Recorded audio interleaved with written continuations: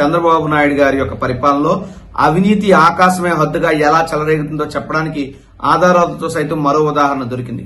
విశాఖపట్నంలో నిర్వహించినటువంటి యోగాంధ్ర అనే కార్యక్రమం ప్రపంచ రికార్డులు కొల్లగొట్టిందని గొప్పలు తెప్పలు చెప్పుకున్న చంద్రబాబు నాయుడు గారు నిజమే, మామూలుగా ఒక టాయిలెట్, ఇది మొబైల్ టాయిలెట్ మనం కొనుగోలు చేయాలంటే ఆన్లైన్ లో ఉన్నటువంటి ధర 18,000 రూపాయలు. కానీ ఒక మొబైల్ టాయిలెట్ నిర్వహణకి పర్ డేకి మీరు చెల్లించినటువంటి అద్దె 16,200 రూపాయలు. ఒక విఐపి టాయిలెట్ కి, ఒక బయో టాయిలెట్ కి 16,000 రూపాయలు అద్దె చెల్లించారు పర్ డేకి.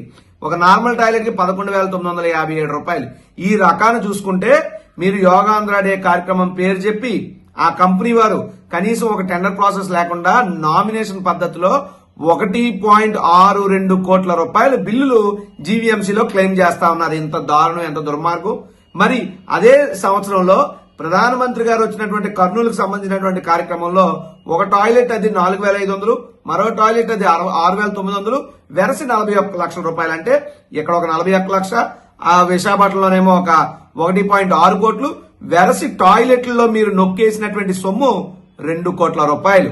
అంటే మరుగుదొడ్లను కూడా వదలకుండా అవినీతి చేస్తున్నారంటే మీ అవినీతి ఏ స్థాయిలో ఉందో చెప్పడానికి ఇంతకన్నా వేరే ఉదాహరణ ఏం కావాలని చెప్పి నేను అడుగుతున్న పవన్ కళ్యాణ్ గారు, మీరు రండి, ఈ టాయిలెట్లలో జరుగుతున్నటువంటి అవినీతిని నిలదీయండి, ప్రశ్నించండి అని చెప్పి పవన్ కళ్యాణ్ గారిని కూడా నేను కోరుతా ఉన్నా.